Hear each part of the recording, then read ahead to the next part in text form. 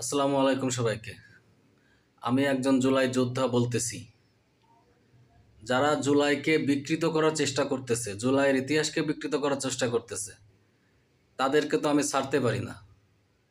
কারণ এই জুলাইতে কি ঘটছে, কত মানুষ আহত হয়েছে, নিহত হয়েছে, সেটা আমার চোখের সামনে আমি অনেক আহত নিহত দেখেছি। সেই সব দেখার পরেও যখন একটা ব্যক্তি, একটা গোষ্ঠী যখন এই জুলাইকে বিকৃত করার চেষ্টা করে, তাদেরকে কোনো ছাড় দিতে আমি রাজি না। আমি আজকে ছাত্রদলের সেক্রেটারি যে নাসির, কেন্দ্রীয় সেক্রেটারি, তার কিছু গোমর আমি ফাঁস করবো আপনাদের সামনে, যেটা আমার সামনে ঘটেছিল। গোমরটা হচ্ছে 4 আগস্ট আমি শাহবাগ মোড়ে ছিলাম সকাল থেকে সন্ধ্যা পর্যন্ত। সকাল থেকে যখন আমি শাহবাগে ছিলাম, আমার এক দোস্ত আমাকে কল করে। আমি ওর সাথে কথা বলি, কথা বলার পরে তখন ও আমাকে এক জায়গায় নিয়ে আসে, একদম শাহবাগ মোড়ে নিয়ে আসে, তোর একসাথে চলে, একজনের সাথে পরিচয় করাই দিই।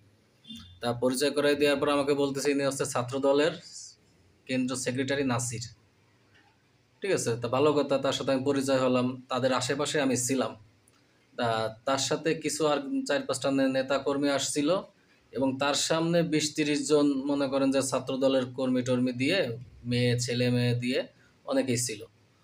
তা সে ওইখানে দাঁড়ায়ে দেখলাম যে তার সাথে সবাই ছবি তুলতেছে, হ্যান্ডশেক করতেছে, সেও ছবি তুলতেছে। সে মাঝে মধ্যে ওই ছাত্ররা স্লোগান দিচ্ছে, তার সাথে সুর মিলাচ্ছে। ঠিক আছে, তার ওইখানে এমন কোনো ছিল না যে সে স্লোগান দেবে মানুষজন করবে, সেরকম সে কিছু করে নাই। সে ছাত্ররা স্লোগান দিচ্ছিল, সে দাঁড়ায় দাঁড়ায় সেটা হলো সায় দিচ্ছিল।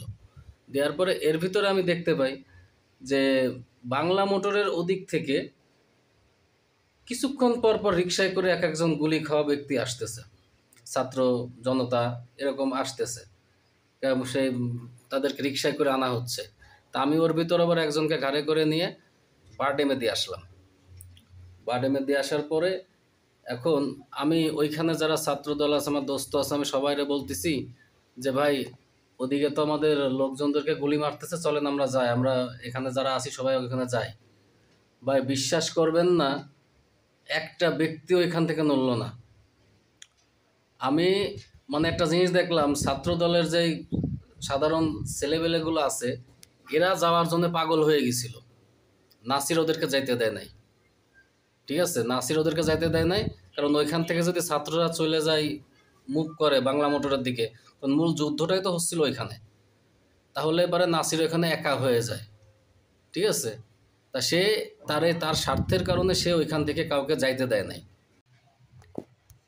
আমি আবার আমার দোস্তকে বললাম যে দোস্ত, ওইখানে অনেক গুলি মারতেছে, অনেক আহত হয়ে আসতেছে, ওইখানে মানুষ কম, চল যাই, আমরা যাই।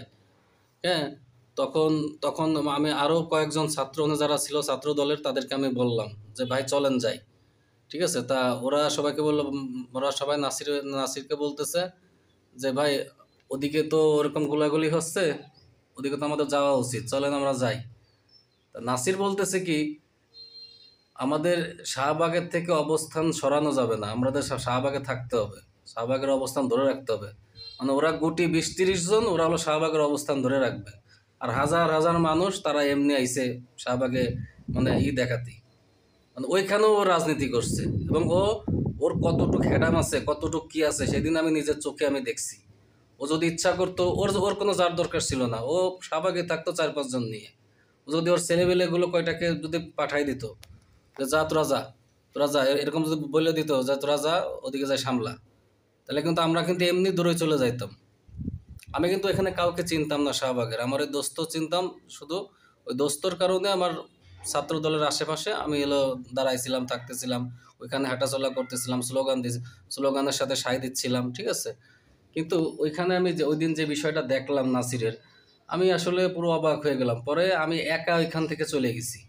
পরে যখন দেখতেছি যে কাউকে আমি বলে আমি ওইখান থেকে নিতে পারতেছি না, যে ও ওইখানেও নিজের কিরিটবাজি দেখাচ্ছে, নিজে আইল্যান্ডের পরে চোখে চশমা দিয়ে ছবি তুলতেছে।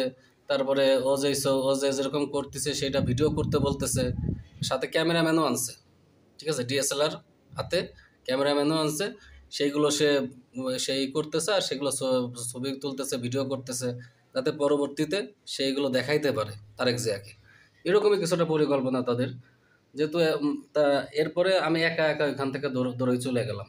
চলে যাওয়ার পরে এরপরে দেখি অবাক হওয়ার বিষয়, আমার পিছন পিছন আরো 150-200 পোলাপান দৌড়াইতে গেছে। আমিও ওদের সাথে মিশে একসাথে দৌড়ালাম। তারপরে ওরা কেউ আসলো না, ওরা ওইখানেই ছিল। তা আমি এই জন্য কথাটা বললাম যে এই যে প্রোফাইল লাল করার বিষয়ে এটা জীবনও ওই গবেটের মাথা থেকে আসতে পারে না।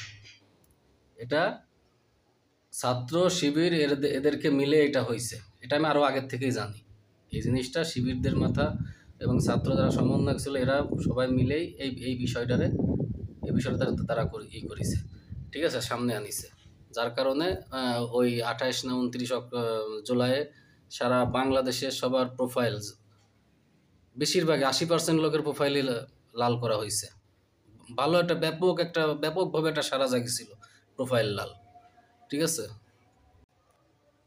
তাই আমি 2 দিন ধরে খুব দেখতেছি ফেসবুকে যে প্রোফাইল লাল করা নিয়ে, তারপরে এই জুলাই আন্দোলনের ক্রেডিট নিয়ে, তারপরে ইতিহাস বিকৃত, এই সব ধরনের বিষয়টা আমার কাছে খুব খারাপ লাগলো। লাস্টে আমি কথাগুলো বলতে চাচ্ছিলাম না, লাস্টে আমি বলতে বাধ্য হলাম আজকে।